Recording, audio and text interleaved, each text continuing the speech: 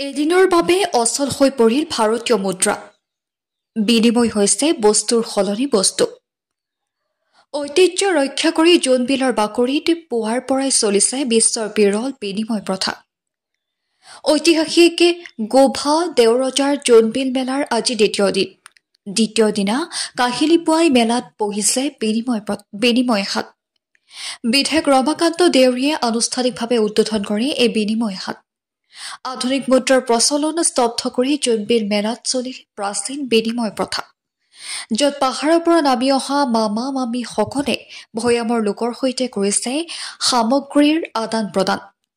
পাহাৰত উৎপাদিত আদা, হালধি, জালুক, ধূনা, লাও আদি বিনিময়ত পাহাৰীয়া মামা মামীসকলে লৈ যাব ভৈয়ামৰ চিৰা, পিঠা, লাডু, শুকান মাছ।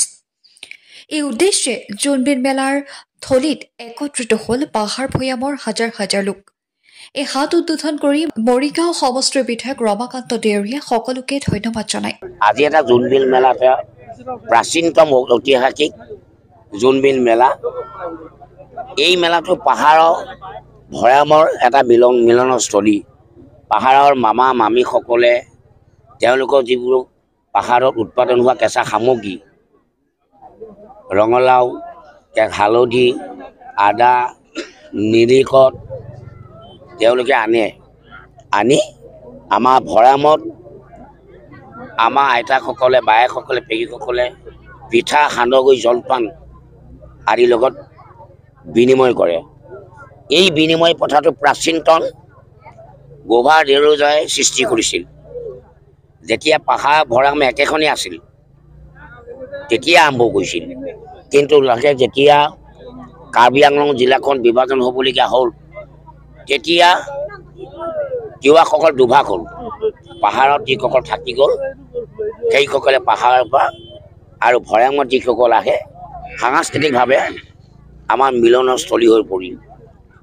আৰু এই বিনিময় প্ৰথাটোক যাউতি যুগীয়া কৰি ৰাখিবৰ কাৰণে আমি অসম চৰকাৰক বাৰে বাৰে আমি আবেদন কৰিছোঁ।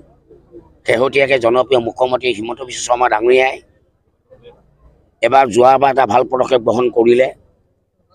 ইয়াত 5 কোটি টকা মাটি কিনিলে, আৰু এতিয়া মাটি ক'ত পোৱা যায় চেষ্টা কৰি আছে। আৰু স্থানীয় বিধায়ক আমাৰ মন্ত্ৰী পীযুষ হাজৰিকা ডাঙৰীয়াই এই প্ৰতি বছৰে এই মেলাখনৰ কাৰণে যিমান পাৰি তেওঁ নিজৰ আত্মনিয়োগ কৰে আৰু আৰ্থিকভাৱে তেখেতে সহায় কৰি আহিছে। মই যেতিয়া তিৱা চাহ সাংস্কৃতিক পৰিষদৰ মুখ্য কাৰ্যবাহী সদস্য আছিলোঁ তেতিয়া প্ৰথম কাউন্সিলৰ পৰা ৰজাসকলক ভাত্তা দিয়া মই ব্যৱস্থা গ্ৰহণ কৰিছিলোঁ। তেতিয়া 30,000কৈ দিছিলোঁ। তাৰপিছত যেতিয়া মই অসম চৰকাৰক আবেদন কৰিলোঁ যে এই বিনিময় প্ৰথাটো বিশ্বত বিৰল, আৰু দিয়া ৰজাসকল পৰম্পৰাগত নীতি নিয়ম ৰাখিব লাগে। যি জাতিক ভাষাৰ সংস্কৃতি হেৰাই যায় পৃথিৱীত, তেতিয়া সেই জাতি এটা পৰিচয় নাপায়। গতিকে পৰিচয় দান হিচাপে ইয়াক ৰাখিব লাগে।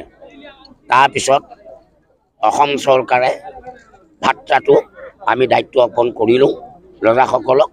তেতিয়া ৰজাসকলক ভাত্তা দিয়া ব্যৱস্থা গ্ৰহণ কৰিলে। যোৱাকালি মাননীয় মুখ্যমন্ত্ৰী ডক্টৰ হিমন্ত বিশ্ব জনপ্ৰিয় মুখ্যমন্ত্ৰী আহি ৰাজভাত্তা ৰজাসকলক প্ৰদান কৰিলে। আৰু অপেন ষ্টেজ যিটো দীৰ্ঘদিনীয়া সমস্যা আছিল, মই যেতিয়া তিৱা চাহ সাংস্কৃতিক পৰিষদৰ মুখ্য কাৰ্যবাহী সদস্য আছিলোঁ তেতিয়া সেইটো এটা ৰংগমঞ্চ বনাইছিলোঁ। এখন গেট দিছিলোঁ, সেইখন গেট আজিও সেইখন গেট আছে। আৰু কিছুমান মই লেট্ৰিন দিছিলোঁ আৰু সৰু সুৰা কামখিনি কৰিছিলোঁ। তাৰ পিছৰ পৰা আৰু কাম হোৱা নাই। গতিকে তাৰপিছত আমাৰ স্থানীয় বিধায়ক আৰু মন্ত্ৰী পীযুষ হাজৰিকা ডাঙৰীয়াই এই তেওঁৰ সমষ্টিত পৰে, তেখেতৰ সমষ্টিত। গতিকে এইখন বিনিময় প্ৰথাটো কেনেকৈ ভৱিষ্যতে জীয়াই ৰাখিব পাৰি তেওঁ চিন্তা চৰ্চা কৰিছে। আৰু যোৱাকালি মই আলোচনা কৰিছোঁ তেওঁৰ লগত বহি যে এই জোনবিল মেলাখন আৰু আমি কেনেদৰে আধুনিকৰণ কৰিব পাৰি। কিন্তু ইয়াৰ আধুনিকৰণ কৰিলে মৰ্যাদা নাথাকিব। যিমানেই নকওক, আমি ভাবিছিলোঁ যে সৰু সুৰা ঘৰ লাইনে লাইনে পাতি দিম, তাত আমাৰ মামা মামীসকল আহি ৰাতি থাকিব। কিন্তু সেইটো কিন্তু মৰ্যাদাটো নাথাকিব, কাৰণ তেওঁলোকে প্ৰজা নৰা খেৰ লৈ ধুনীয়াকৈ যি জপুৰি বনাই তাৰ তলত থাকে, ভাত ৰান্ধি বাঢ়ি খায়। সেইটো এটা প্ৰকৃতি, এটা সংস্কৃতিৰ পৰিৱৰ্তন হৈছে। গতিকে ইয়াত ঘৰ বনাই দিলে কিন্তু সেই সংস্কৃতিৰ পৰিৱেশটো নাথাকিব, সেইকাৰণে আমি দিয়া নাই। নৰাই তেওঁলোকে জপুৰি ওলাই তেওঁলোকে ৰাতিটো দুই ৰাতি কটাই গুচি যায়। গতিকে এই হ'ল এই পৃথিৱীত বিশ্বই বিৰল এই জোনবিল মেলাখনিক ধৰি ৰাখিবৰ কাৰণে সকলোৰে দায়িত্ব আছে।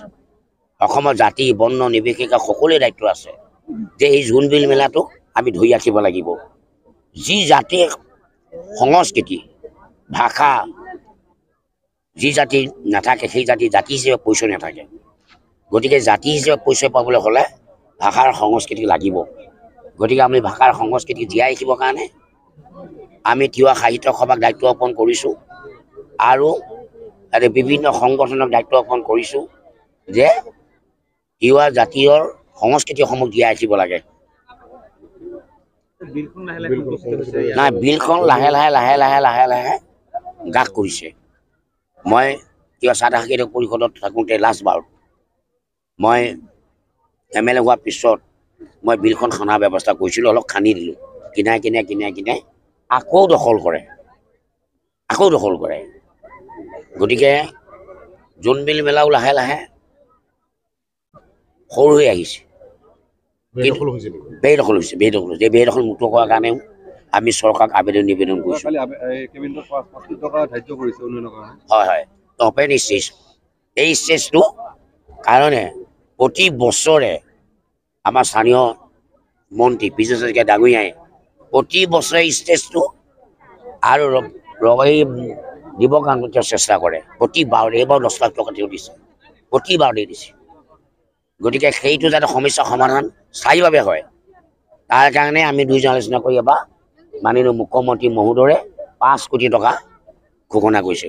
অপেন ষ্টেজটো এতিয়া অভাৱ নাথাকে, অভাৱটো পূৰ্ণ হৈছে। এনেকৈ লাহে লাহে আমি আগবাঢ়ি যাম এই জোনবিল মেলাটো ঐতিহ্যটো জীয়াই ৰাখিবৰ কাৰণে।